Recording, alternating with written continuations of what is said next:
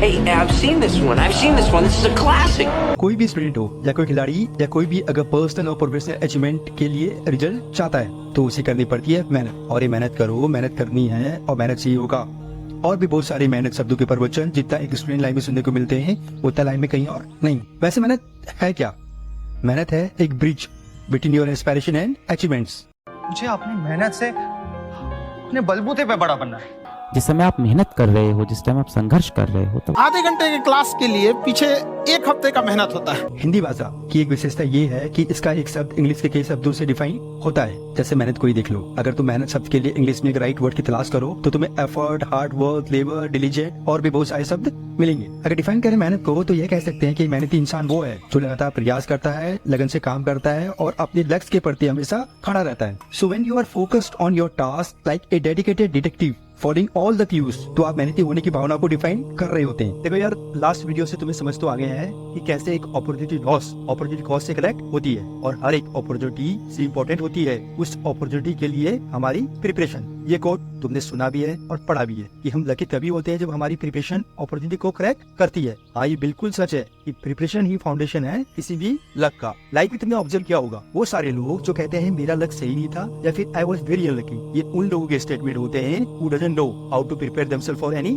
Opportunity. याद रखो, जिनकी प्रिपरेशन आधी अधूरी होती है और जो मेहनत करने से डरते हैं वही हमेशा अनलकी होते हैं। और ये भी लिख लो अपने दिमाग में कि एक प्रिपरेशन विद प्लानिंग दुनिया के किसी भी अपॉर्चुनिटी को नॉकआउट कर सकती है।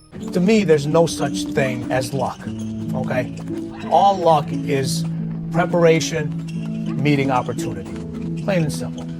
You have to be ready, prepared for that situation. तुम्हारे लिए आने वाली हर एसएसडी एक अपॉर्चुनिटी है, पर क्या तुम उस अपॉर्चुनिटी को क्लियर करने के लिए प्रिपरेशन की कॉस्ट देने के लिए तैयार हो? नहीं हो तो चलो मैं तुम्हारी प्रिपरेशन पे एड ऑन करता हूँ बैडमिंटन। ये वीडियो को दोबारा देखना, इसमें मैंने गेम्स एंड स्पोर्ट्स का डिफरेंस बताया था और गेम्स एंड स्पोर्ट्स के सेक्शन में गेम्स में लिखा था चेस, अब स्पोर्ट्स में लिखो पहला word badminton and why badminton और कैसे ये हेल्प कर सकता है इन एसएसबी रिकमेंडेशन और लाइफ में। चलो इसको समझते हैं। अभी बुमराह मेरे साथ खेलेगा बैडमिंटन तो शायद मेरा स्मैश नहीं ले पाएगा 300 किलोमीटर जो भी है। बैडमिंटन टफ इसलिए क्योंकि this is the only sport जब वहाँ पे आप हाथ ऊपर करके खेल रहे हैं, स्ट्रोक्स नीचे से नहीं खेल रहे हैं, आप हाथ ऊपर करके खेलना is very very difficult. First of all ball batting कर रहे हैं तो it's more of skill based. 83 में वर्ल्ड कप जीतने के बाद चेंज हुआ इज नॉट द पॉइंट कि कपिल सर ने जीतवाया, ये हम भी 2004 से जीतते ही आ रहे हैं और इतने जीत रहे हैं कि हम मैचेस क्यों लोग जानते हैं। आज साइना, सिंधु 2-3 प्लेयर को जानते हैं क्योंकि हम परफॉर्म कर रहे हैं। तो हम जो भी चल रहे हैं अपने ही बदौलत से काफी हाथ पैर मार के हम एक लेवल पे पहुंचे हैं। बात करते हैं बैडमिंटन की, तो badminton is classified as a racket sports because it involves players using rackets to hit a shuttlecock across a net. और तुम्हारी नॉलेज के लिए तुम्हें बता दूं, रैकेट स्पोर्ट्स असल में स्पोर्ट्स की दुनिया का बॉस है। अगर क्यों और कैसे दिमाग में चल रहा है ना, तो ये लॉजिक नोट कर लो।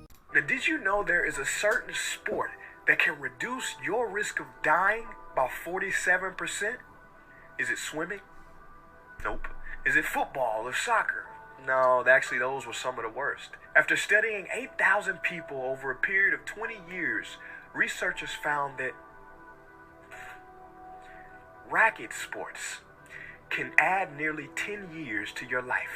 रैकेट स्पोर्ट्स किसी की भी लाइफ के ईयर्स बढ़ा सकता है। इस स्टोरी का साइंस या यूं कहीं प्रोसेस कैसे फंक्शन करता है ये भी समझ लो। People who play racket sports live longer than everybody else. This is a replicated study on like 90,000 people because what coordination does is it activates your cerebellum, little brain. 10% of the brain's volume in the back is half the brain's neurons. And if you activate that, it turns on the rest of your brain. अब अगर तुमसे पूछे Y racket sport या क्या फायदे हैं इसके, तो हेल्थ बेनिफिट में चाहे कार्डियो फिटनेस की बात हो रही हो या फिर मसल स्ट्रेंथ और फ्लेक्सिबिलिटी की, या फिर ये लॉन्जेविटी वाला पॉइंट जो तुम्हें ऑलरेडी पता चल चुका है, या फिर ये मेंटल बेनिफिट के पॉइंट जो तुम खुद पढ़कर समझ लो। हाँ, ये सोशल इंटरेक्शन वाला पॉइंट भी पढ़ लेना। पर यार मुझे ना इन सब पॉइंट्स में ये पॉइंट सबसे यूनिक लगता है क्योंकि ये पॉइंट रैकेट स्पोर्ट्स पर ही राइट फिट है कंपैरेटिवली एनी अदर स्पोर्ट्स। अब अगर तुम बात करो रैकेट स्पोर्ट्स की तो इसमें तुम्हें बहुत सारे नाम मिल जाएंगे, पर ये 3 स्पोर्ट्स रैकेट स्पोर्ट्स में हमेशा टॉप 3 में आते हैं। अब इन तीनों में से तुम ऑब्जर्व करोगे ना कि किसको एसेस करना और खेलना इजीएस्ट है, तो तुम पाओगे कि टेनिस है तो सबसे बेटर, पर इसके लिए तुम्हें चाहिए टेनिस कोर्ट, और टीटी खेलने के लिए तुम्हें चाहिए टीटी का बोर्ड। पर बैडमिंटन एक ऐसा है जिसमें you need just 2 racket and A shuttlecock. अगर तुम सर्च करो मोस्ट एफोर्डेबल स्पोर्ट्स तो बैडमिंटन हमेशा टॉप पर रहेगा। और इसलिए क्योंकि बैडमिंटन एडवांटेज में मैंने बताया था इसकी एसेसिबिलिटी वाला पॉइंट बेस्ट है। एसेसिबिलिटी में पहला तो rackets and shuttlecock is relatively inexpensive. You can find beginner racket in under 500 and shuttlecock too. Other sports require extensive care. और बैडमिंटन में नेट की जरूरत भी तभी है जब तुम प्रोफेशनल टूर्नामेंट के लिए तैयारी कर रही हो। बचपन में मैं और मेरे दोस्त एक लाइन ड्रॉ कर लेते थे और फिर बैडमिंटन खेलते थे, because rules of badminton are very straightforward. The objective is to hit the bird over the net and place it in the opponent court.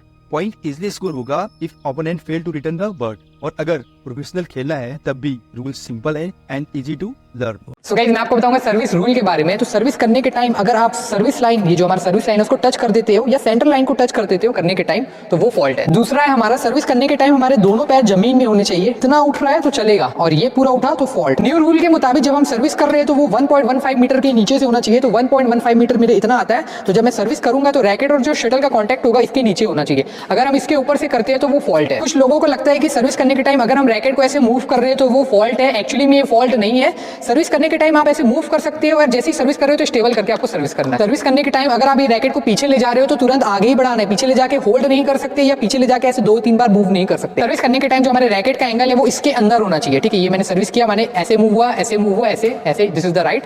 लेकिन सर्विस करने के टाइम अगर ऐसे मूव हो जाता है तो ये फॉल्ट है। सर्विस करने के टाइम सबसे पहले आपको इसके कॉर को हिट करना है। ये जो नीचे का देख रहे हो उसको, फेदर को नहीं करना है। अगर आप फेदर को हिट करते हो सबसे पहले तो वो फॉल्ट। और दूसरा एसेसिबिलिटी का पॉइंट है, it is suitable for all ages from children to grandparents. तुम्हें इसके लिए कोई भी ग्राउंड, कोर्ट और बोर्ड की भी जरूरत नहीं। तुम इसको किसी भी सेटिंग में खेल सकते हो, अपने बैकयार्ड से लेकर किसी भी पार्क तक, क्योंकि बैडमिंटन एक पिक एंड प्ले स्पोर्ट्स है। इसके अलावा तुम एक कंप्लीट फैमिली स्पोर्ट्स ऑब्जर्व करो तो तुम्हें बैडमिंटन ही मिलेगा। खुद देखो अपनी फैमिली में तुम किसी भी फीमेल को रैकेट पकड़ाओ, she will play and next time she will be volunteered for playing, because I told you badminton is a pick and play process और इसको खेला जा सकता है किसी भी स्किल लेवल पर, from casual to competitive. Wait a minute, get it how you live it. 10 toes in when we standing on business on my big step. Life में बैडमिंटन खेलने के वैसे तो बहुत से एडवांटेज है। उन सारे एडवांटेजों में से मैंने कुछ पॉइंट्स तुमसे शेयर किए और जो पॉइंट्स बचे हुए हैं वो तुम खुद इसके बारे में पढ़कर समझ लेना। अब अगर बात करें बैडमिंटन कैसे एसएसबी इंटरव्यू में तुम्हें हेल्प कर सकता है इंटरव्यू अंकल को इन्फ्लुएंस करने में, तो पहले इस पॉइंट को समझ लो कि किसी को भी अगर इन्फ्लुएंस करना है ना तो प्रिपरेशन ही आपकी हेल्प कर सकती है। क्योंकि प्रिपरेशन से हम सबसे पहले उस सब्जेक्ट की डेप्थ को जान लेते हैं, फिर उसके बाद हम एंटिसिपेट कर लेते हैं कि हमसे क्या क्वेश्चन और ऑब्जेक्शन उस सब्जेक्ट पर पूछे जाएंगे। तो सीखते हैं how to do badminton preparation. पहले वो सारे एसएसबी कैंडिडेट जो बैडमिंटन पहले से खेलते हैं और कॉलेज, यूनिवर्सिटी, डिस्ट्रिक्ट, स्टेट या नेशनल तक रिप्रेजेंट किया हुआ है, तो तुम बैडमिंटन को स्पोर्ट्स में भी लिखना और हॉबी में भी। इसका लॉजिक अगर समझो तो वो है प्रोबेबिलिटी, क्योंकि गेम्स एंड स्पोर्ट्स में तुम जो भी गेम्स एंड स्पोर्ट्स मेंशन करोगे ना, आयु अंकल सब में से क्वेश्चन नहीं पूछने वाले हैं, वो उसी से पूछेंगे जिसमें या तो अचीवमेंट्स होंगे या फिर वो तुम 2 प्लेस पर मेंशन कर लो।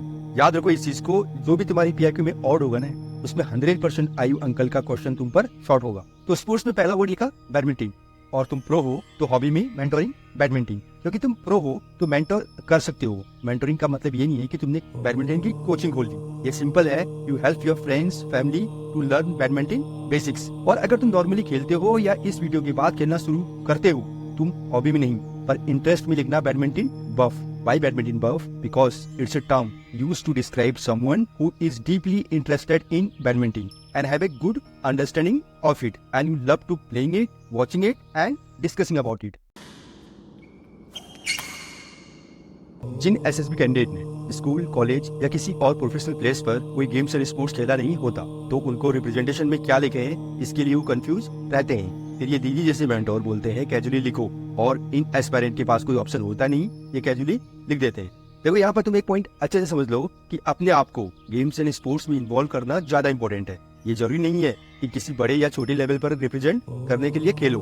याद रखो कि खेलना अपने आप में एक अचीवमेंट है। खिलाड़ी केवल वही नहीं है जो प्रोफेशनली खेलता है, खिलाड़ी तुम भी हो जो बस खेलते हो और खेलना चाहते हो। सुबह जल्दी उठा दिया, जा रहे रैकेट खेलने के लिए, अपने कल मन नहीं कर रहा था आज, और पर अब जा रहे, तैयार हो गई मैं अपना शूज वगैरह पहन के, और अब हम निकल आज मैं मन्नू की टीम में हूँ और उसको जिताना हमारी टीम बनी हुई।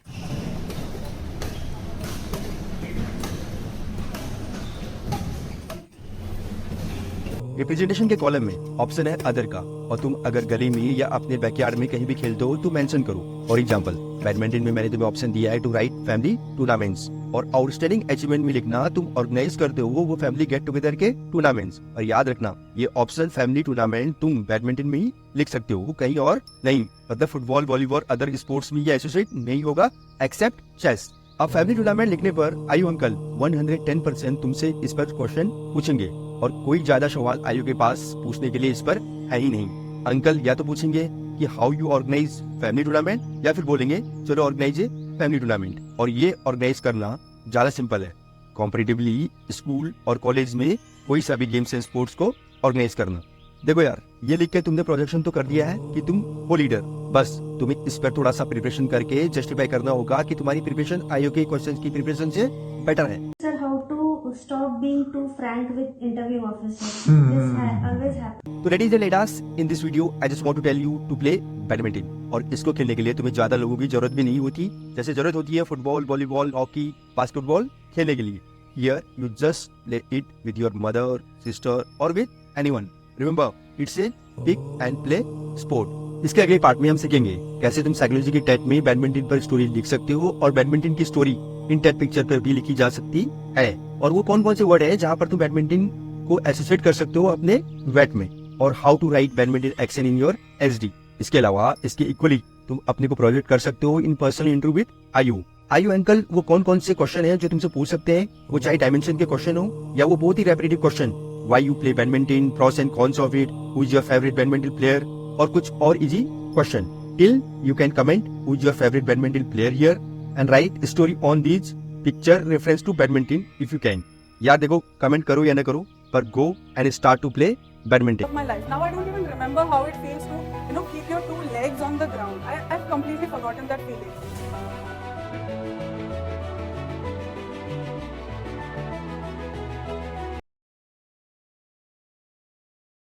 मैस्टरबेशन उसे कहते हैं कि बिना सेक्स के सेक्स की फीलिंग करना मैस्टरबेशन कहलाता है। और इसमें क्या करता है, पुरुष अपने स्पर्म को जानबूझ के बाहर निकलता है। अगर ये ज्यादा कर देता है पुरुष, जब कभी भी ज्यादा ओवर मैस्टरबेशन हो जाता है, फिर उसका डेटा पैक खत्म हो जाता है तो ये प्रोस्टेट ग्लैंड कमजोर हो जाती है, फिर उसको एक लंबा चौड़ा खामियाजा भुगतना पड़ता है आगे जाके, और ये एक प्रोस्टेट कैंसर का रूप ले लेता है। मर्दों में सबसे कॉमन है प्रोस्टेट कैंसर। क्या कर कि ऐसे if you masturbate lot you get prostate cancer कर देते हैं, इस वजह से उनका प्रोस्टेट भाई ऐसे तो फिर मुझे स्टेज 4 हो जाएगा भाई, कैंसर हो जाता है। अच्छा अब जब तक डाउट भी तो पूछेगी। सूर्या कुमार लोल कहीं का, तो आप नहीं बताएं क्या है, अब नहीं समझ में आता, जाके अपने मम्मी से पूछ लियो।